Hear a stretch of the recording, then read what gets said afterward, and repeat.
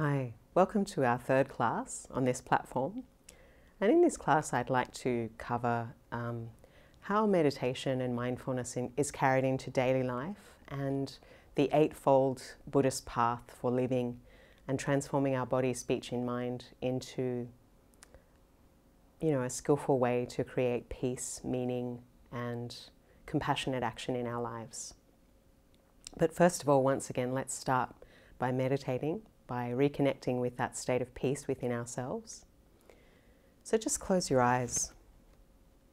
The amount of time we spend contemplating spiritual things is actually very small. So make a determination that you're really going to try and focus and not just rehash the week. And become aware of your breath. Coming in and out of your nose. Take a deeper breath than you would normally. Letting go of any tension on the out breath.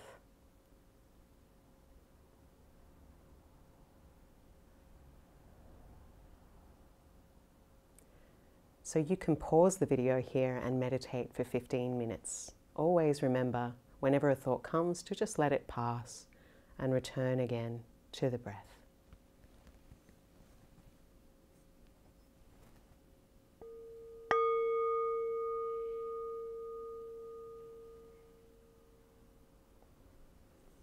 Okay, so we've meditated, and now we're talking about spirituality in daily life, which is really important because most of the time we are not sitting in a cave in the Himalayas. We are being forced to interact in our raw, vulnerable, unenlightened state, rubbing up against each other, facing challenges and things we never expected. But it's often the things that we never expected that can teach us the most. If everybody always affirmed our opinions and praised us, where would we grow? We'd probably just become arrogant and insufferable, wouldn't we?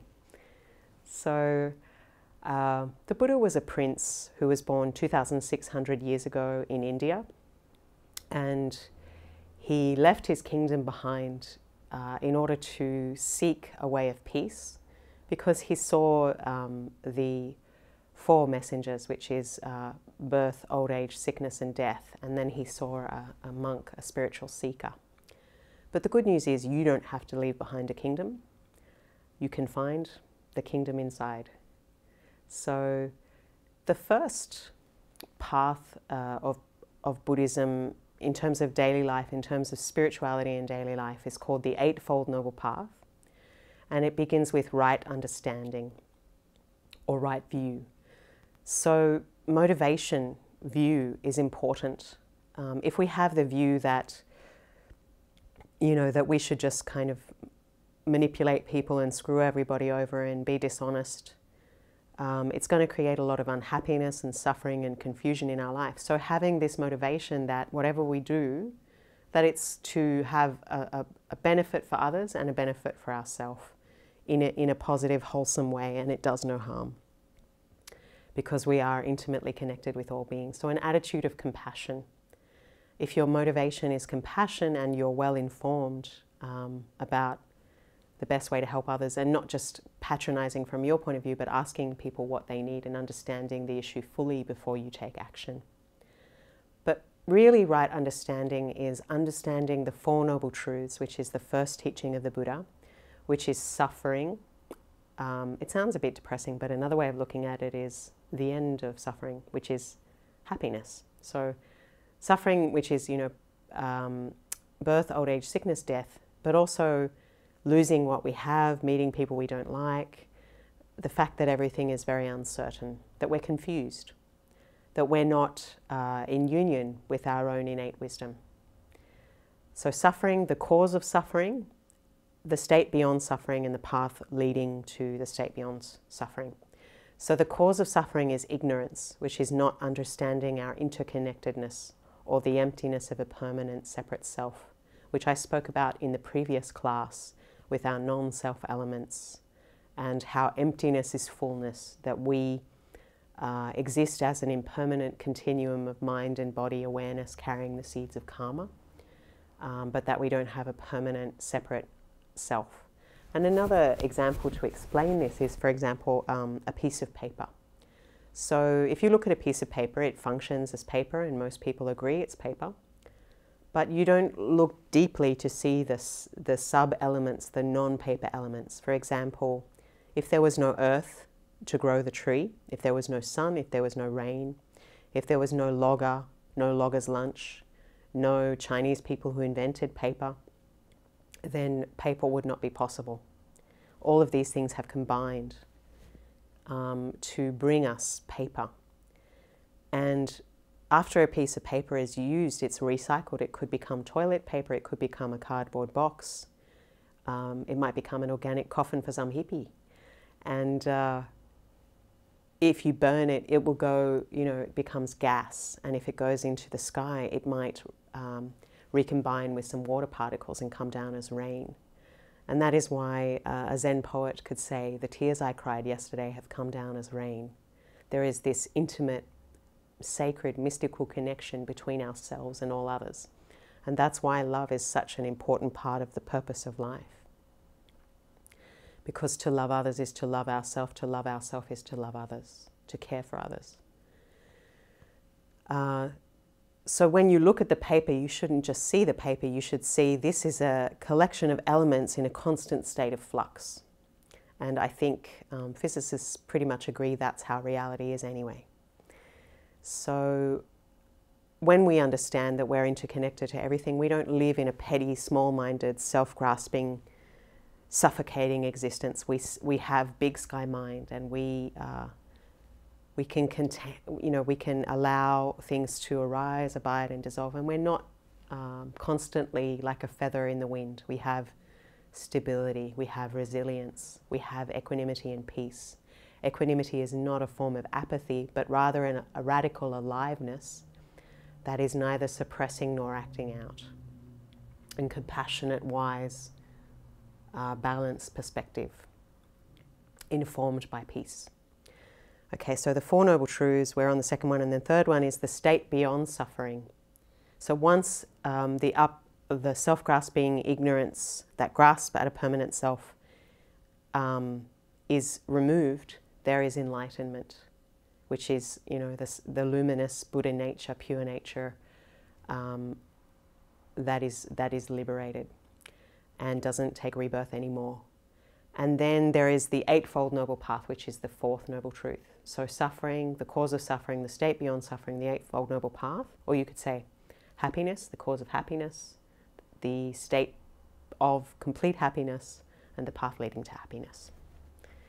So the Eightfold Noble Path is, first of all, right understanding, and then right thought. So thought is important. The Buddha said, all that we are arises with our thoughts, or is informed by our thoughts. With our thoughts we make the world. Think or act with a virtuous mind, and happiness follows like the shadow that follows the body. Speak or act with an unwholesome mind, and suffering follows like the ox is followed by the cart. So everything we have in reality, in terms of inventions and in terms of the material world created by human beings, started as an idea in someone's head, or a force that we discovered. Computers, electricity, mobile phones, all started as an idea in someone's head. And what a transformative effect, or, some terrible philosophies of hate, like Nazism, that led to the death of 11 million people. So, or the idea of compassion, which has led to so many amazing things, like equality and human rights. So to fix the world, we first have to look at our mind and address our mind, and address our shadow side. A lot of spiritual paths talk about bliss and peace and joy, but they don't always talk about embracing the shadow side.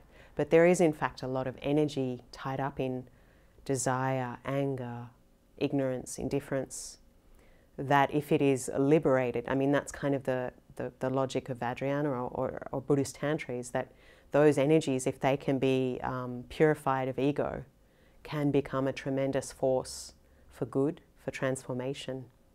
And a person who is not in touch with their own emotions and their own shadow side is a danger to themselves and others, because they can be controlled by those things. But once the warden is aware of the nature of the inmates can't escape anymore. What I call the prisoners of the heart.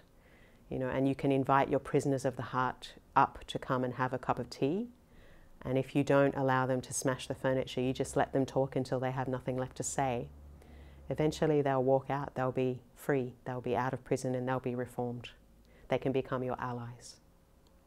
But what you suppress, what you don't acknowledge, can control you. So mind is the forerunner. Mind is essential in the process of carrying on how we manifest in the world, and our attitude to life, and our actions, our relationships. The Buddhist teachings can be summed up in 3 points from the Buddha, which is do no harm, collect a great store of virtue, and purify your mind.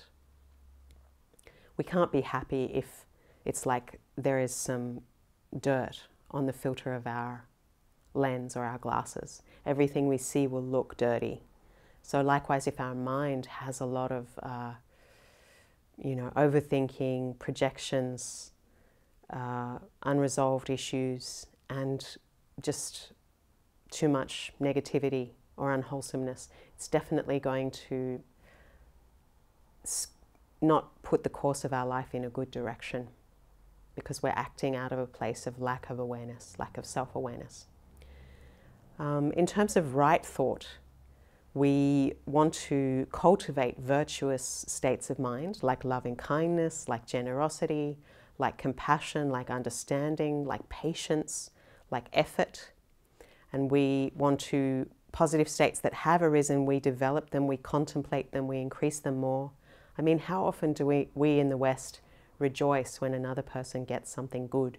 Normally, we want to cut them down, we feel resentful, and it actually doesn't benefit us nor them. It makes us feel more unhappy. So why not rejoice in another person's good fortune and then try and create the circumstances for your own success?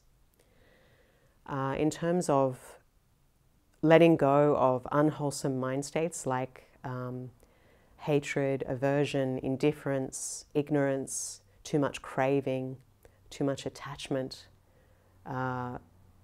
too much materialism, and comparing yourself to others.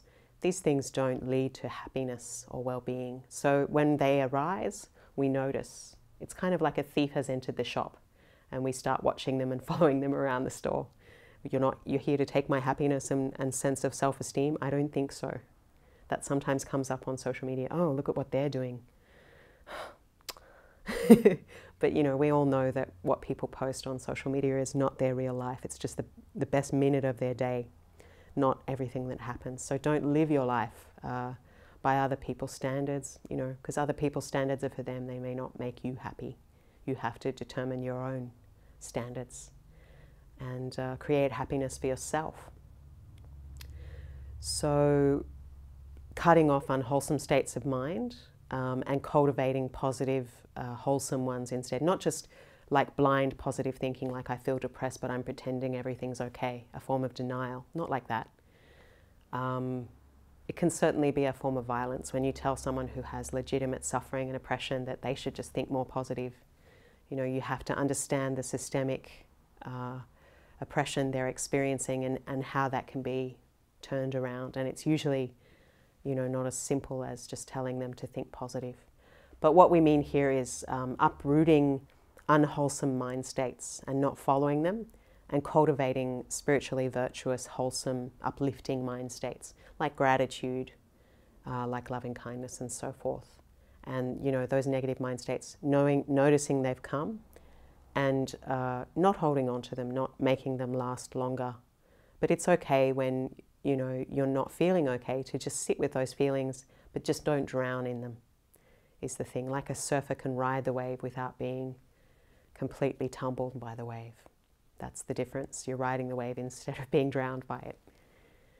Okay, so next is the third of the Eightfold Noble Path, which is right speech.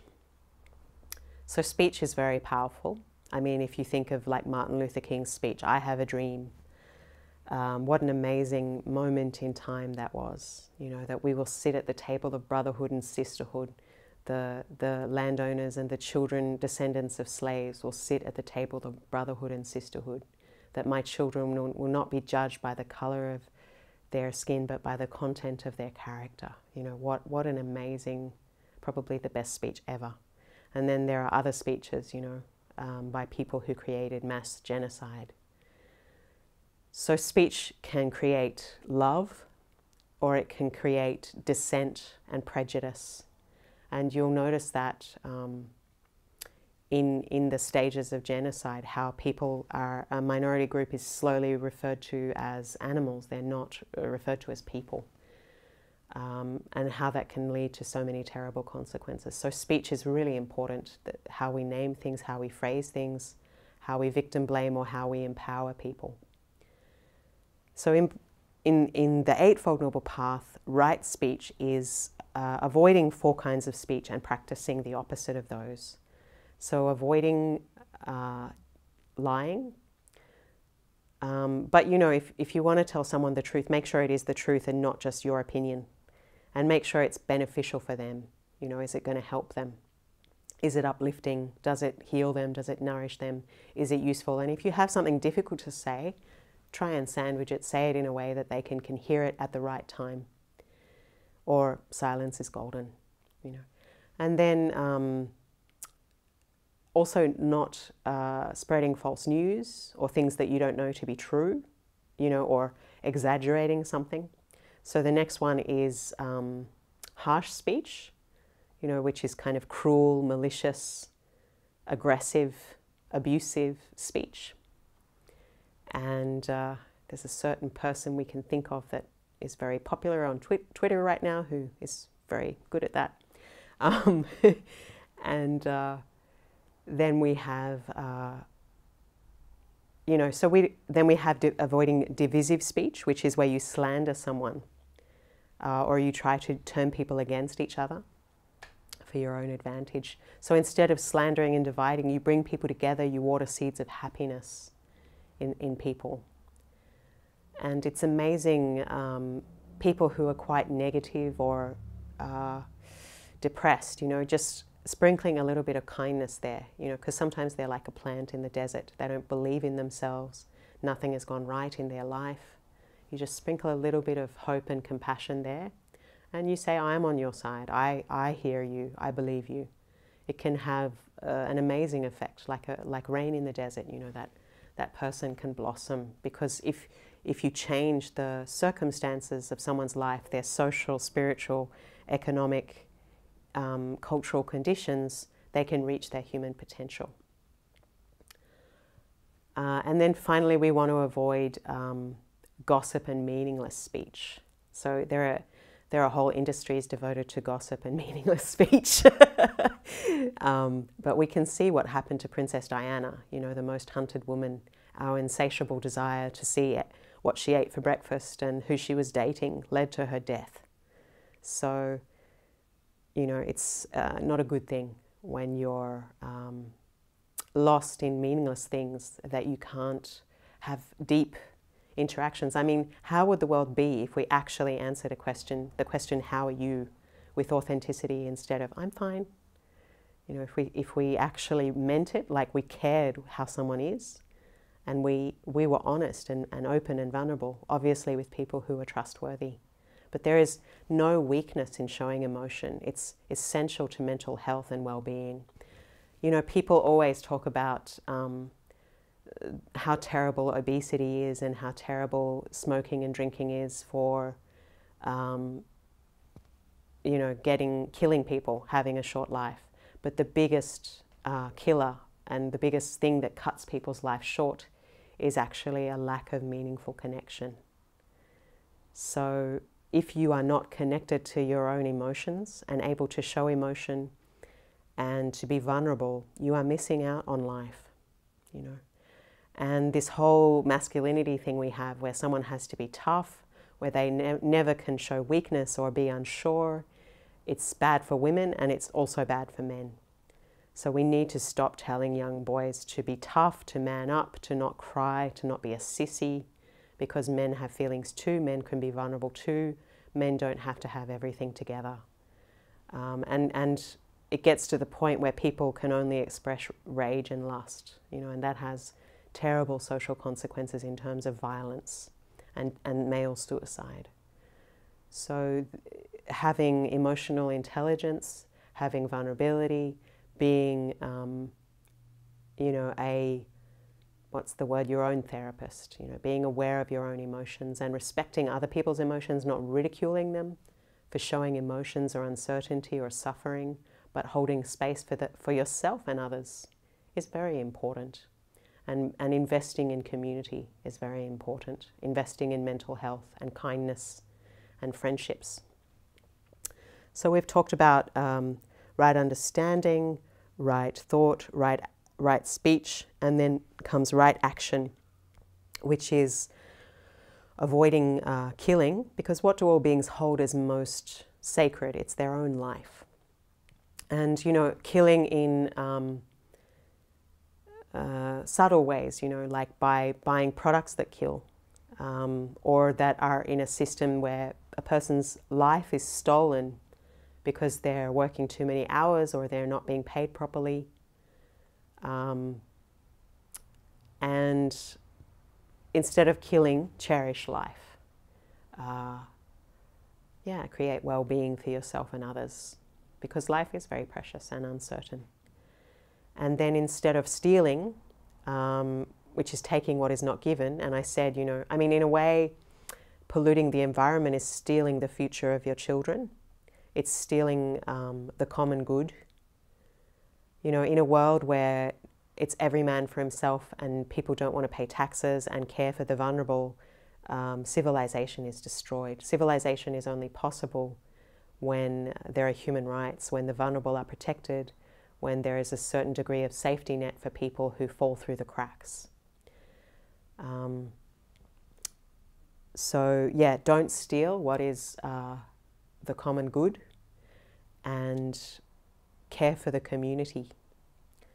And instead of stealing, practice compassion, practice generosity. Generosity is very under-promoted in the West. Like in Asia, people actually compete with each other to see who can give the most.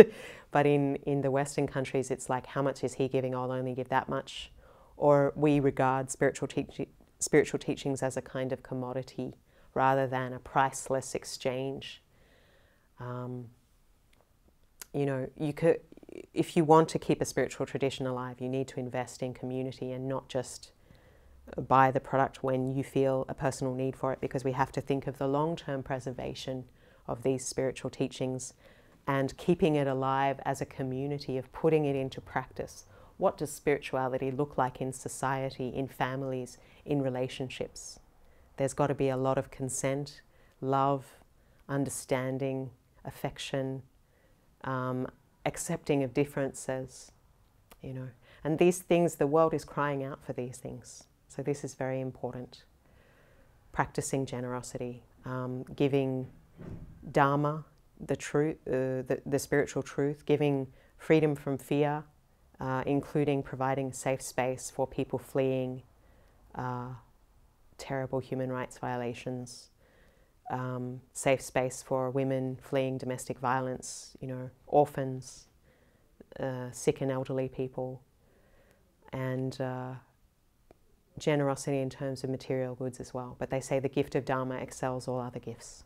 Because if you teach a man to, if you just give a man a piece of bread, he'll come back to you the next day saying, "Where's my bread?" If you teach him to bake, he can become a baker and make his own bread. So you teach someone a spiritual truth, and they can live their life in a good way and overcome, big picture suffering.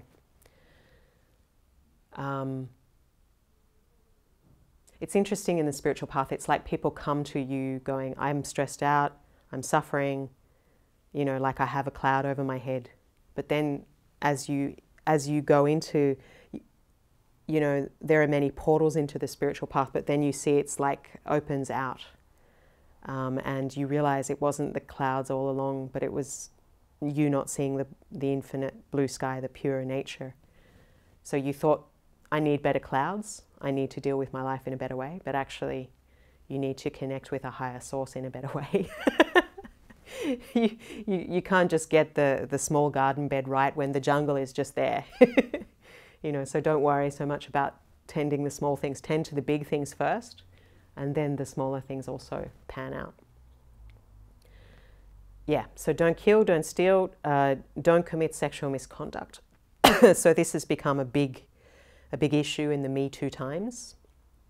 To not cheat on your partner if you're in a monogamous relationship, and to not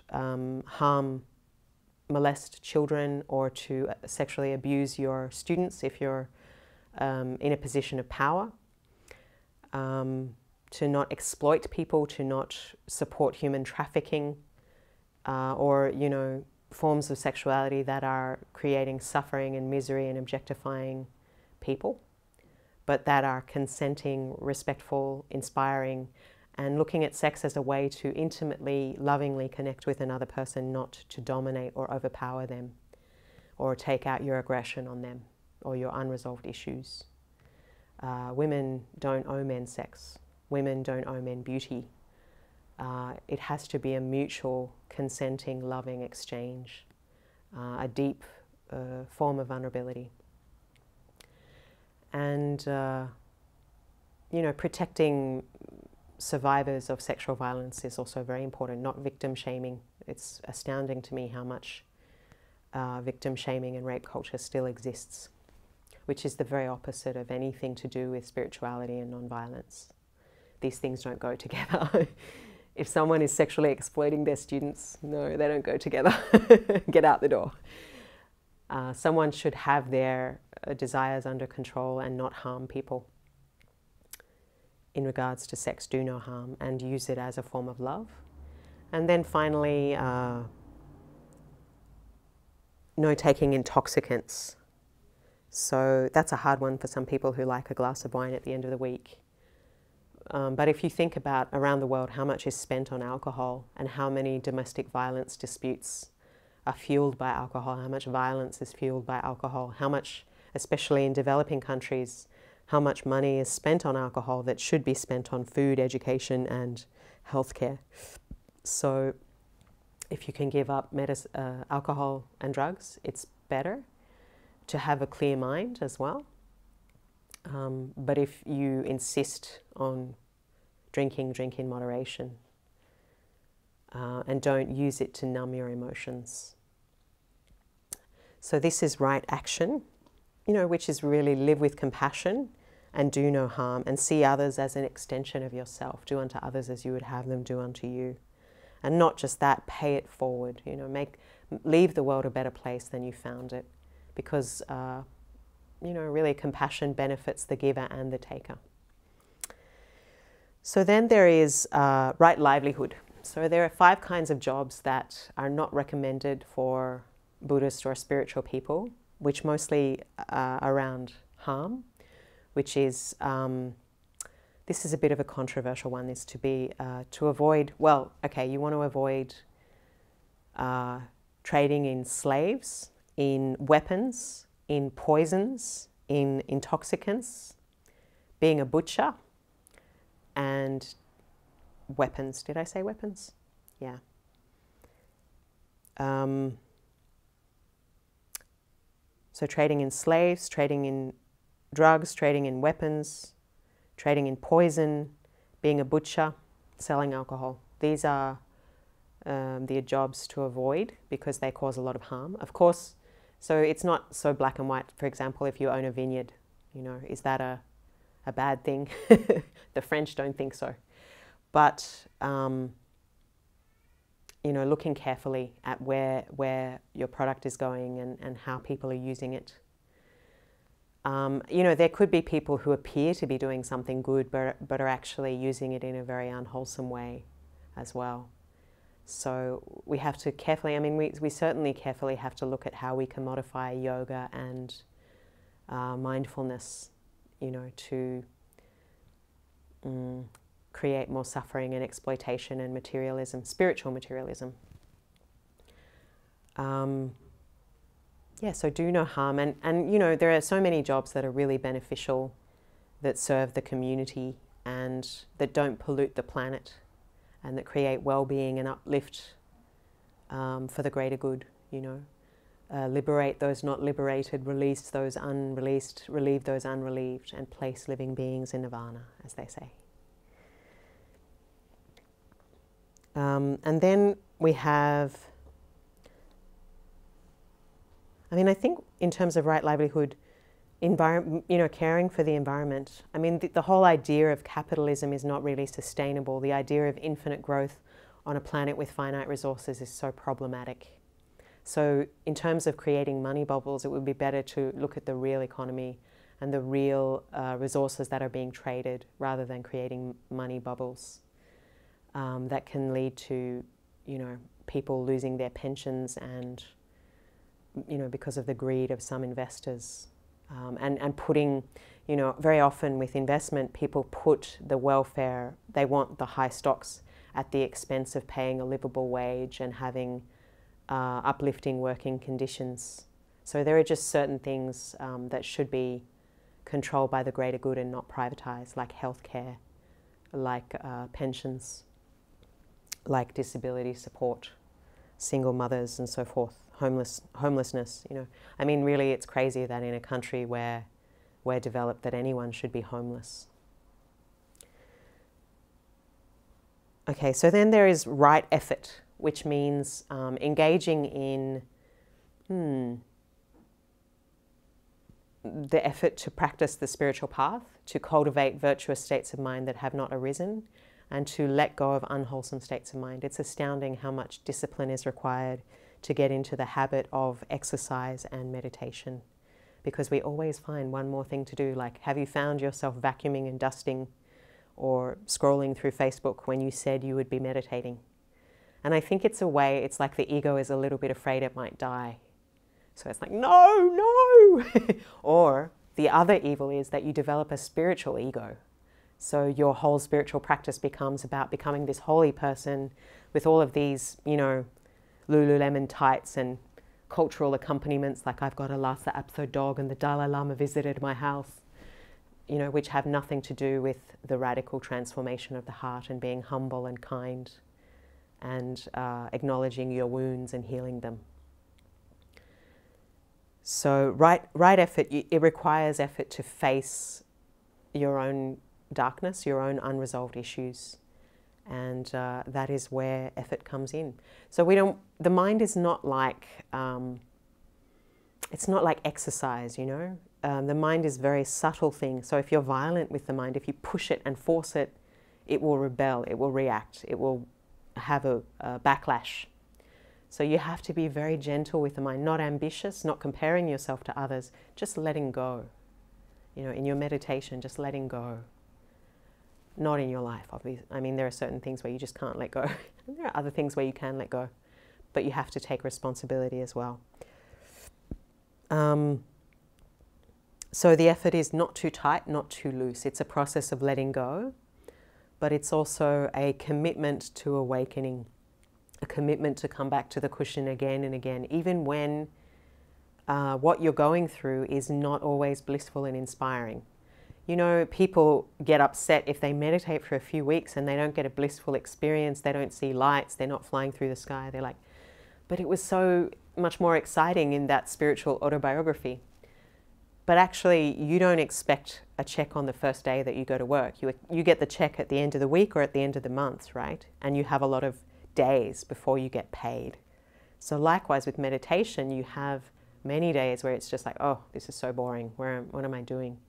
And then finally you have a breakthrough and you have that big blue sky mind, which has made all the hard work worth it. But don't think that it doesn't require the same kind of effort that any passionate pursuit would. You know, you have to woo the lover of blue sky mind to appear by creating the space for that to happen and by coming back to the cushion again and again.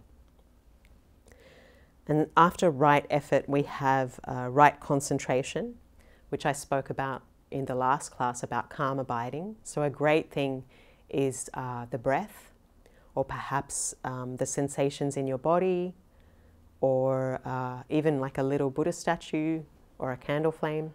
But generally speaking, breath is the best concentration. And we want to avoid dullness and mental wandering.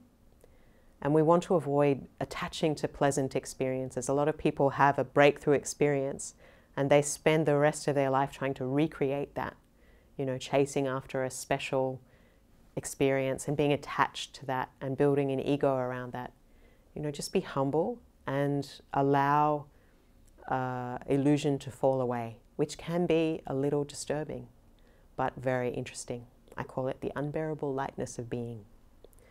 It can show you, you know, it can give you some rude awakenings as well as some joyous, blissful, connected experiences. Just be curious, you know, remain present, experience the raw energy of that moment, and don't hold your seat, don't run away, don't act out or suppress. This is the essential oral instructions of the great masters. And then once you have good concentration, you know, they say in the oral tradition, they say at first mind is like a kind of mountain rapids in the river, so whitewater rafting, like really bumpy, rough, turbulent water. The mind is, most people's mind is like that. And then as you meditate more, it's more like the Ganga, you know, that slow, meandering river, but it can still do a lot of damage if it's uncontrolled. And, you know, the Buddha said it's better than conquering 1,000 enemies in battle is it to conquer your own mind. So better to live one day with awareness than to live 1,000 years in distraction. Better to live one day in peace than to live 100 years never knowing peace at all. So right concentration is getting control over the mind, basically disciplining the mind so that it can hold to one spot. It's like sharpening a sword.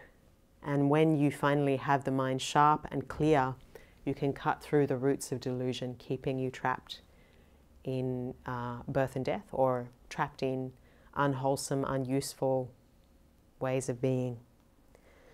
So that's right concentration. Oh yes, and then the third stage in the oral tradition of concentration is like a little mountain stream that very slowly flows and then finally is like a still pond in a forest where it's just crystal clear, you know, like in the Alps or something, where you can just see everything completely calm and reflected and magnificent and majestic and timeless.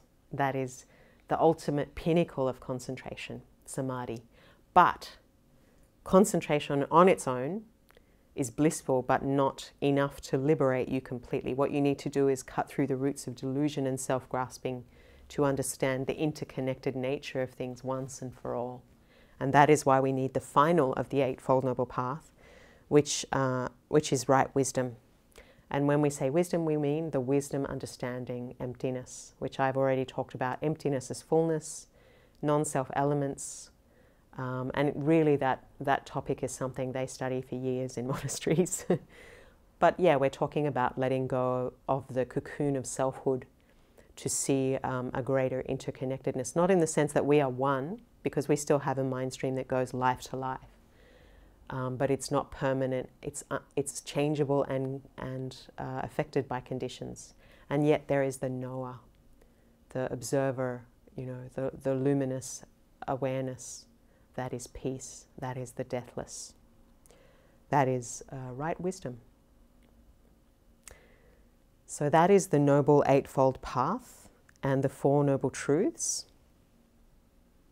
And I hope we all understand and remember how important it is to take our compassion into the world. Because if compassion is just a word we throw around in order to look good at the yoga center, it's kind of a misuse of the idea of compassion. It's really hard to be compassionate when the world is full of selfish people. you know, when most people just care about themselves and perhaps their family.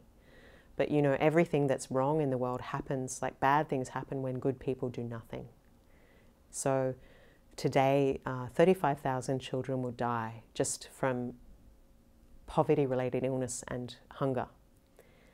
And they don't need to die. You know, we're throwing away tons of food.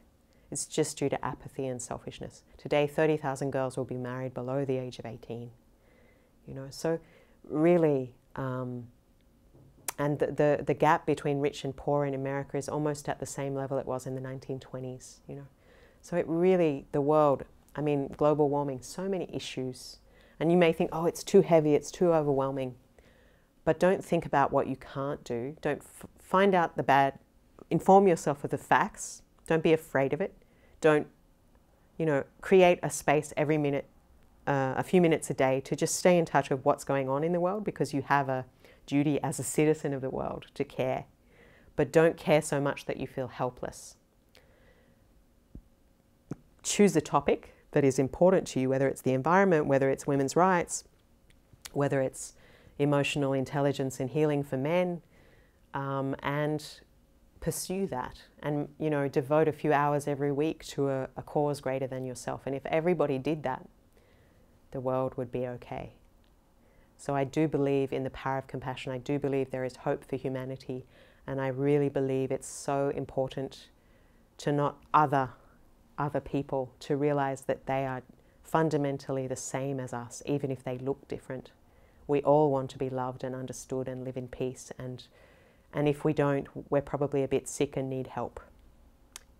So we have to work together to save this one planet. And the Noble Eightfold Path is the way that we take our spirituality into the world and that we do no harm. So ethics is not a matter of prudishness, guilt, shame.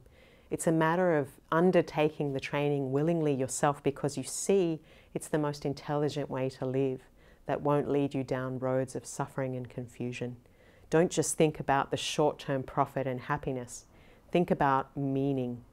There was an amazing Jewish psychologist called Viktor Frankl, and he said he was actually in Auschwitz in the Holocaust, and he lost his fiancée, he lost his entire family, he saw terrible, terrible things. And he said, I realized very quickly that to just pursue short-term happiness is not really the way to be content and fulfilled and successful in life. What I've realized is that we need meaning. If we find meaning, happiness will automatically come as an attendant to that. And if we find meaning, if we are in touch with the sacred, timeless element of life, we will also find what is our calling, what we are called to do to serve the world. And if that is our approach to life, meaning, and what we are called to do, we can move mountains. So thank you so much for attending this class, and don't forget to meditate. Get your monk on. So I'll finish this class with a little bit of a sacred chant to the sacred feminine. So just close your eyes and let go of your worries and come back to the present moment.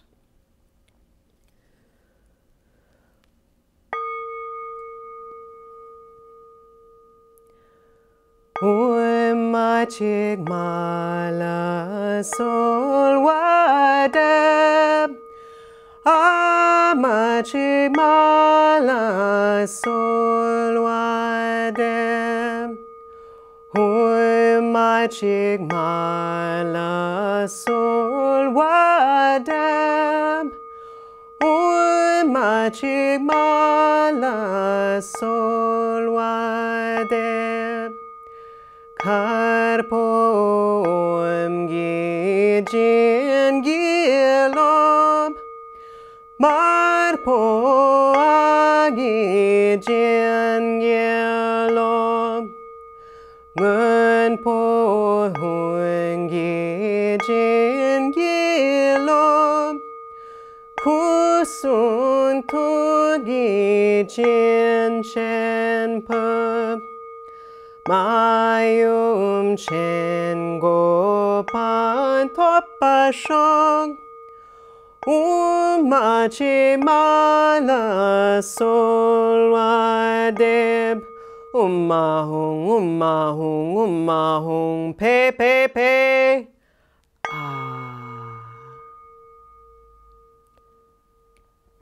May I quickly realize all things to be no more substantial than the dream fabric of the night, and instantly awaken to perceive the pure wisdom display in the arising of every phenomena. Thank you, and remember to be kind.